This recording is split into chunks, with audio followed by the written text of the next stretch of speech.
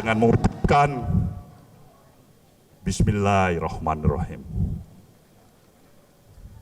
Saya nyatakan dengan ini, Partai Nasdem dengan resmi mencalonkan kembali Presiden Jokowi sebagai calon presiden Partai Nasdem pada pemilu presiden tahun 2019.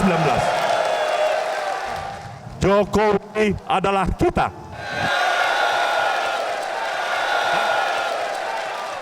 Dan kita adalah Jokowi. Bang Surya, Partai Nasdem itu tidak besar atau belum besar. Tetapi pengaruh Bang Surya di koalisi sebetulnya tidak bisa dibantah, itu besar. Termasuk sekarang untuk menjaring calon wakil presiden. Bisa diungkap bagaimana sekarang perkembangan, khususnya di koalisi. Ya, semangat partai-partai koalisi ini tetap sama.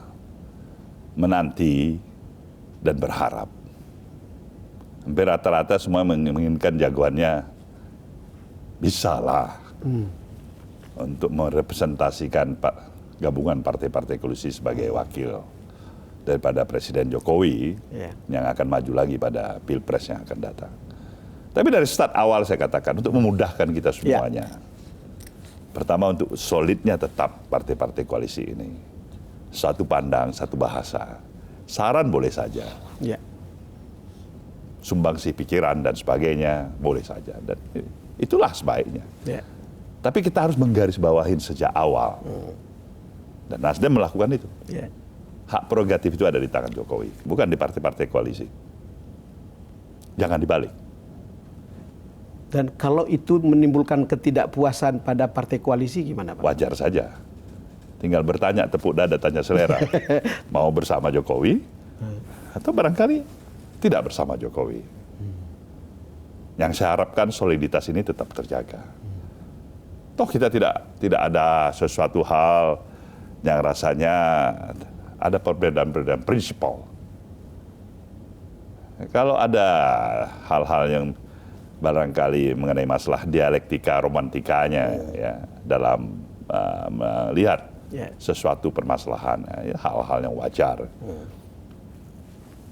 Indeks kita, parameter kita, apakah tokoh kita ini, kita bertanya pada diri kita. Seorang Jokowi sekarang ini sebagai presiden yang didukung oleh partai-partai koalisi, coba tanya dengan tenang. Dia sudah sesuaikah dengan harapan kita? Atau lebih banyak sesuainya daripada kurang sesuainya? Orang harus menimbang itu ya. Kita timbang. Sejauh mana tingkat elektabilitas dia?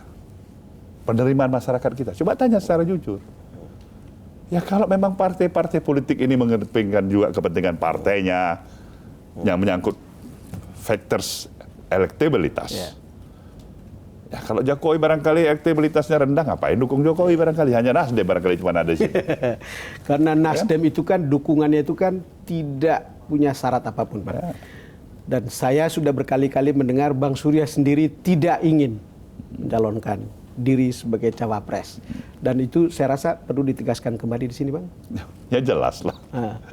Jarum jam tidak bisa diputar. Jarum jam tidak bisa diputar. Ya sudahlah, saya pikir demikian. Jadi ini perlu penegasan. Saya bahkan berharap penuh kawan-kawan yang lain juga tidak kurang memiliki kesadaran yang sama dari apa yang saya pahamin. Jadi adanya soliditas, ada satu kesatuan, dan kembali mengusung Jokowi ya dengan memberikan keluasaan pada dia. Your Excellency, Mr. Presiden, Saudara Jokowi, silakan pilih wakil. Tapi kan pasti ada nama yang disodorkan. Nama boleh saja. Ini nama kami sodorkan, tapi apa yang pilih? Jangan bilang nama ini mesti. Ini kalau nggak ada nama ini saya balik kanan. Ya, itu sudah beda story-nya. Kalau Nasdem sendiri ada nggak dampak elektoral ketika sejak awal dan menjadi orang pertama yang mendukung Jokowi sebagai calon presiden 2019? Relatif ya. Karena saya tidak melihat di sana. Dampak elektoral ini bagi saya ini adalah nanti hasil pemilunya. Pertama Presiden Jokowi terpilih. Ya kedua Nasdem tentu dia punya sendiri harapan, cita-cita, target. Dia tinggal lihat-lihat aja ini. Apakah posisi DPR-nya tetap berada di tempat? Apakah praksi-praksi yang sekarang ini gabungan bisa menjadi praksi penuh di daerah dan sebagainya? Ya kalau itu tidak tercapai, ya berjuang lagi. Nah ingat bahwa saya tidak banyak yang memahami ketika Nasdem menawarkan pada undang-undang pemilu. Ini supaya Bung Don ketahuin. Di tengah-tengah survei menyatakan Nasdem ini hanya berkisar 2%, 3%, tidak lebih dari itu. Nasdem betul-betul memperjuangkan melalui praksinya agar batas minimum parliamentary threshold itu 7%. 7% ya. Tapi dia tidak berhasil, tidak didukung. Ya dukung, dan apa-apa. Tapi itu artinya ada semangat untuk melihat mengedepankan kepentingan yang lebih besar dibandingkan dengan kepentingan Nasdem itu sendiri. Bang, itu kemungkinan kan akan ada partai yang mutung, ngambek. Kalau misalnya, saya tahu kalau Nasdem dan Bang Surya pasti sudah komit 1000% tentang itu. Tapi kan kita terbuka untuk melihat jangan-jangan akan ada yang ngambek. Karena kita juga tahu kan ada politisi yang mudah ngambek, bukan? Abang tahu persis petanya gitu. Ya makanya, kenapa kita bikin sistem demokrasi ini liberal? Ya kita harus hadapin. Toh ini adalah sistem model demokrasi kita. Usulan boleh saja. Pengambilan ada 2 model. Yeah. Baik dengan musyawarah, kalau kita masih mau pakai, kalau enggak dengan jumlah suara terbesar atau terbanyak. Silakan, mekanismenya ada. Tapi kan kita tidak boleh katakan sama sekali merasa tidak berhak untuk mengutarakan gagasan dan pikiran-pikiran kita. Bang, ada sesuatu yang mungkin tidak enak untuk ditanyakan, tapi saya harus tanyakan. Karena Abang sudah lama di Golkar, tapi kemudian salah satu koalisi kan, anggota koalisi kan Golkar. Dan kita tahu sejarahnya tahun 2004, Pilpres tahun 2009, Pilpres tahun 2014. Golkar kan rata-rata bukan pendukung yang kemudian memenangkan kursi presiden. Tetapi kali ini Golkar akan bersama Jokowi. Ini kan soal pertanyaan publik juga yang mengatakan apakah bisa dipercaya atau bisa dipegang komitmen untuk itu. Oh kalau saya amat percaya itu. Kali ini. Ya yakin. Kali ini Bang. Selamanya saya percaya dengan segala kekurangan yang ada. Apalagi kali ini. Saya yakin lebih percaya Golkar adalah pendukung koalisi yang solid dan akan memberikan apa yang terbaik yang bisa diberikan oleh Golkar untuk kemenangan Presiden Jokowi pada Pilpres yang akan datang. Itu saya bisa katakan. Sekarang pihak oposisi sekarang kan sudah punya sekretariat bersama, Bang. Sekber. Jadi ada PKS, ada PAN, ada Gerindra yang memungkinkan Pilpres kali ini akan ada 2 kubu. Kalau Abang lihat persaingan dan kompetisi nanti seperti apa? Akan berkompetisi secara lebih baik. Harapan saya mungkin semuanya mampu untuk bersikap lebih dewasa, ya, berkompetisi dalam harmoni. Kalau kita memang tidak siap berkompetisi di dalam harmoni, ya sayang aja bangsa ini.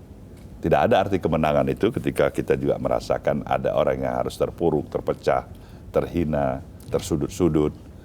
Ya, tidak ada euforia kemenangan yang harusnya berlebih-lebihan. Tidak ada juga ratapan, tangisan, kesedihan, hujatan bahkan datang dari kita yang kalah. Jadi ada kedewasaan yang harus kita bangun di spirit ini. Di sini kita ingin garis bawahin peran daripada para pemimpin. Peran dari para elit amat menentukan sekali untuk berada di front paling terdepan, memberikan katakanlah harapan dan keinginan bagaimana selayaknya kita mempersiapkan diri kita menghadapi kompetisi pada pemilu serentak yang akan datang. Sebagai politisi yang sudah sangat matang, Bang, dari seberang atau teman-teman di koalisi ini akan mengajukan siapa kira-kira? Akan ada satu poros saja atau ada kemungkinan poros ketiga? Ya kemungkinan itu ada walaupun amat kecil sekali dan hampir dikatakan mustahil. Kenapa ya saya katakan mustahil? Karena saya bisa membaca kira-kira apa kepentingan daripada para partai-partai politik ini. Saya belum melihat partai politik ini mengedepankan seutuhnya pengorbanan apapun demi ideologi. Jadi pragmatisme tinggi di sana. Ya. Nah, kalau pragmatisme tinggi biasanya incumbent selalu diuntungkan. saya ingin melihat model diksi politik antara oposisi dan pemerintah. Abang, kalau lihat seperti ini gimana? Saya katakan kita harus bisa menghadapi ini bersama. Tidak ada hal yang lain kecuali kita mencoba untuk membangun kesadaran bersama. Indonesia milik kita bersama. Indonesia bukan hanya milik seseorang, bukan milik kelompok, bukan milik daripada bahagian yang terpisahkan, tapi Indonesia adalah kita. Spirit ini, kita masuk kepada satu sistem partai politik sistem politik yang begitu liberal dalam sistem demokrasi yang ada. Tapi jangan lupa, Indonesia hari ini peserta pemilunya ada 16 partai politik. Iya, 16 Di partai luar politik. daripada partai daerah. Betul. Amerika dengan model yang sama dengan kita, bahkan kita lebih hebat. Ya punya 2 aja gitu. Jadi sebenarnya Indonesia ini lebih hebat. Tapi di balik kehebatan itu ada risiko yang lebih besar, lebih mahal. Yang Kalau harus kita tidak dikelola bayar. dengan baik. Kalau ini kita tidak kelola dengan baik, lebih banyak mudaratnya. Agak unik ini orang. Presiden yang humble, rendah hati, amat terbuka, sedikit naif,